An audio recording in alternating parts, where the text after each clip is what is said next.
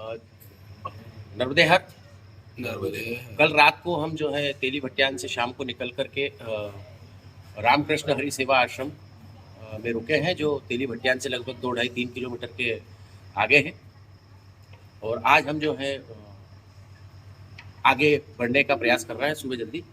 इसी बीच हमारी जो है एक बहुत महाराष्ट्र के प्रसिद्ध संत, भजन करने वाले कीर्तनकार महादेव महाराज राउत साहब से मुलाकात हुई है। और हमारा ये सौभाग्य है कि इस यात्रा के दौरान आपसे मुलाकात होना मतलब हम समझते हैं कि माँ नर्मदा का ही कोई प्रताप रहा है, जो इतने बड़े संत से जिनसे मिलने के लिए हजारों लोगों की भीड़ खड़ी होती है, वो हमें सामान्य रूप से आज यहाँ मिल गए हैं। मैं महाराज जी से पूछना चाहता हूँ कि नर्मदा परिक्रमा का महत्व। कार्यक्रम करे यही पहली बार होगा जी? नहीं, पहली बार मैं आया हूँ। पहले बार। पहली बार आया हूँ। कारण हमारे महाराष्ट्र में मेरे कीर्तन रहते, बहुत कीर्तन रहते हैं। हमारे इंदौर में भी मैं आता हूँ कीर्तन के वास्ते। और कीर्तन एक बरस में 400 कीर्तन रहते हैं, बहुत कीर्तन रहते हैं। हर दिन 1-2 कीर्तन रहते हैं। इस वास्ते मुझे समय नहीं मिलता। फिर भी मैंने अब एक कीर्तन बाजूला रख के मैं नर्मदा मैया का परिक्रमा करने के वास्ते आया हूँ। और इससे बड़ा हमारा भाग्य कौन सा है। और तीर्थ यात्रा करने का उद्देश्य दूसरा ही रहता है। जैसे हम महाराष्ट्र के हो, तुम मध्य प्रदेश के हो, ये भाई भाई है, तो भाई भाई भी कभी तो मिलना चाहिए ना। एकमेका की घेवान देवान, विचार की देवान घेवान, और उनके घर के प्रसाद की घेवान देवान। ये भैया ने रात्रों उनके घर में किया हुआ प्रसाद हमको खिला दिया। वो ये भाई भाई का आप अपने घर का प्रसाद उनको देना चाहिए, उनको मिलना चाहिए। और ये भाई भाई अंतर दूर रहता है, फिर भी वो तीर्थ यात्रा के वास्ते एकात्मता, राष्ट्रीय एकात्मता जोपास ली जाती है। आप थे महाराज जी राउत साहब, और आपने बहुत अच्छी एक बात कही है कि आप धर्म और तीर्थ को अंगीकार करें। तो युवा पीढ़ी को आपके इस संदेश के माध्यम से मैं कहना चाहता हूं कि आज की युवा पीढ़ी जो एक अलग दिशा में जा रही है, उन सबका कुल मिला के आपका यही कहना है, जितनी बात मैंने अभी आपकी सुनी है उसमें आप यही कहना चाहते हैं आम लोगों से कि हम हमारे तीर्थों को आपके चैनल के माध्यम से आदरणीय राउत साहब का बहुत धन्यवाद देता हूँ कि आपने अपने बहुत कीमती समय में से और सुबह उठ के बैठे ही थे। और वैसे ही जो है मैंने एक छोटा सा अनुग्रह करा कि महाराज जी आपका एक हमारे यूट्यूब चैनल पे कुछ छोटा सा एक संदेश मिल जाए, और आपने बिना देर लगाए वो संदेश आप सबके लिए प्रसारित किया है। मैं अपने सारे दर्शकों के माध्यम से महाराज जी का हृदय से आभार करता हूँ, वंदन करता हूँ, नमन करता हूँ कि आप इसी तरीके से महाराष्ट्र ही नहीं वरन संपूर्ण देश में धर्म का प्रचार करते रहेंगे, संदेश प्रचार करते रहेंगे। नर्मदे।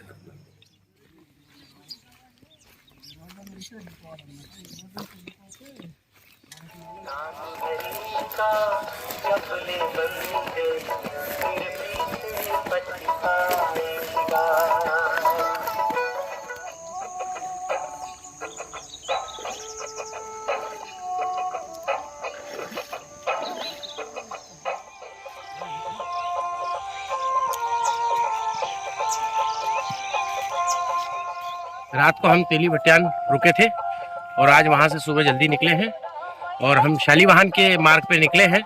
लेकिन रात को फिर बारिश हुई, जिसकी वजह से आप देख सकते हैं कि मार्ग में इस तरीके से कीचड़ है। ये इधर भी बताइए, इधर भी पूरी तरह से कीचड़ भरा हुआ है। और अभी आगे एक नाला पड़ने वाला है जिसमें कमर से ऊपर तक का पानी है, वहाँ से भी हमें निकलना है। ये सब कृपा नर्मदा मैया की हो रही है, हमें शक्ति दे रही है, इसीलिए हम सब इसे दुर्गम रास्तों से होकर निकल रहे हैं और इसमें कोई कठिनाई नहीं आ रही। बोलिए नर्मदे हार। नर्मदे हार।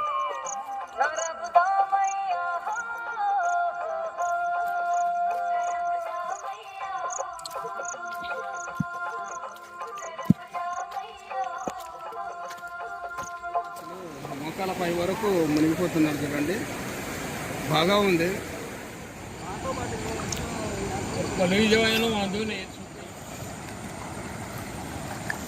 नर्मदे हार। నర్మదా మాత పరిక్రమ 5వ लोग कहते हैं कि नर्मदा परिक्रमा बड़ी आसान होती है, लेकिन आप देख रहे हैं कि एक ये नाला है, इस साइड में बहुत गहरा है और इस साइड में मात्र कमर कमर पानी है। अभी इसमें से निकल के हम सभी लोग निकले हैं और ये परीक्षाएं हैं। दुर्गम रास्तों से निकलना, नर्मदा परिक्रमा करना, ये एक परीक्षा है। इस परीक्षा में आप पास होते रहिए और रास्ता अपना नर्मदा परिक्रमा के लिए क्लियर।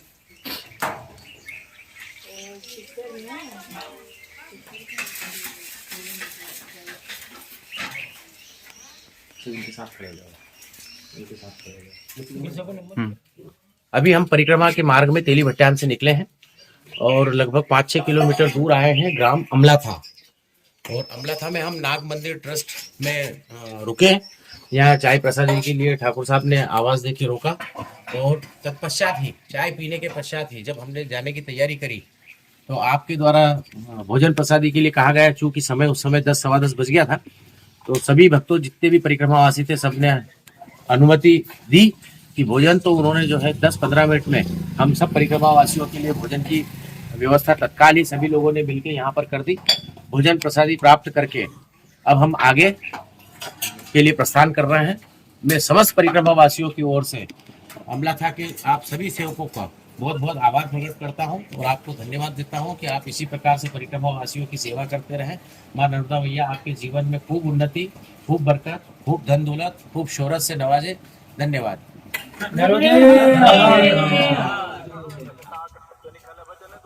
टेम्परेचर इस समय जो है 35-36 के आसपास है रास्ते में, और सब लोग जो है धूप की वजह से परेशान हो चुके हैं। तो अभी हम सब, महाराज जी ने हमको जो है अपने पास से जलजीरा निकाल के दिया है, अब हम पी रहे हैं और इससे एनर्जी लेंगे और फिर आगे की ओर प्रस्थान करेंगे। और आप भी अपने घरों पर बैठकर इस जलजीरे का आनंद लीजिए। नर्मदे हार। इस समय हम लेपा गांव में हैं, पास ही मैया जी का किनारा है और यहाँ पर जो है ग्राम मंदिर बना हुआ है। यहाँ पर पदयात्री यहाँ आकर रुक सकते हैं, लेकिन यहाँ रुकने की आवश्यकता नहीं है क्योंकि इससे आगे 1 किलोमीटर और वेदा संगम है, जहाँ पर वेदा नदी का माँ नर्मदा के साथ मिलन होता है और वहाँ पर भी एक वेदा आश्रम बना हुआ है। आप चाहें तो वहाँ पर रुक सकते हैं, जहाँ चाय पानी प्रसाद सबकी व्यवस्था है। और यहीं से पास में नर्मदा जी का संगम है। अब लेपा गांव से हम आगे के लिए निकल रहे हैं वेदा संगम के लिए। नर्मदे हार।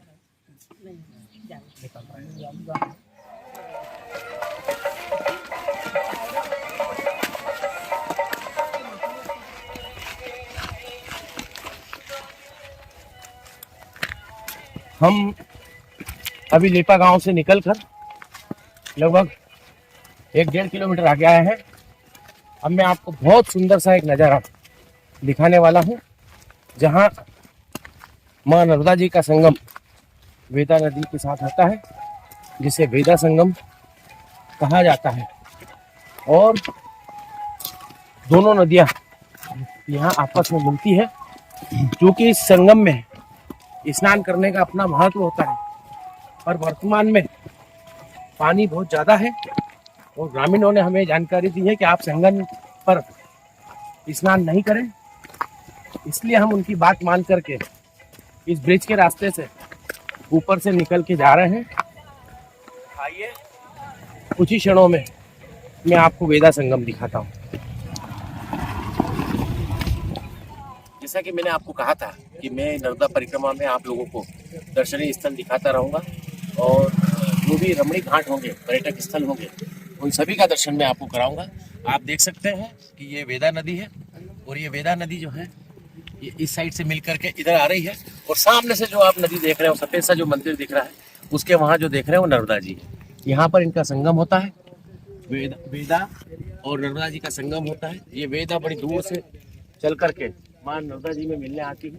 इसका भी एक मैया का ही दर्जा है और वहाँ संगम पर स्नान होता है ब्रिज के नीचे, लेकिन यहाँ के नागरिकों ने मना किया है। आप देख सकते हैं यहाँ पर लगभग घुटनों तक का कीचड़ भरा हुआ है, इसीलिए जो है वेदा संगम तक जाने की कोई व्यवस्था नहीं है। अगर वेदा संगम तक जाने की व्यवस्था होती तो हम लोग भी वहाँ जाकर के स्नान करते और पास से आपको दृश्य दिखाते हैं। पर चूंकि बारिश के कारण ये सब कीचड़ होने से हमें पैदल इस पुल से निकलना पड़ रहा है और आगे भी मैं अब आपको कोई अच्छे अच्छे दर्शनीय स्थान दिखाऊंगा नर्मदे हर। श्री वेदांत जी के आश्रम में, जो कि वेदांत विला के नाम से आश्रम है, ये इस गांव का नाम है माकड़खेड़ा। जैसे ही हम वेदा संगम से ऊपर चढ़ते हैं 1 किलोमीटर के लगभग और मेन रोड शालीवाहन के मेन रोड पर आते हैं, बस वहीं पर ये लेफ्ट हैंड साइड पर आश्रम आप देख रहे हैं। ये बड़ा सुंदर सा एक आश्रम बना हुआ है, हजारों की संख्या में यहाँ लोग रुक सकते हैं और यहीं से ये रास्ता शालीवाहन की ओर जाता है। लगभग 13 किलोमीटर के आसपास यहाँ से शालीवाहन है। हम प्रयास करेंगे कि शालीवाहन आज ही हम पहुँचे।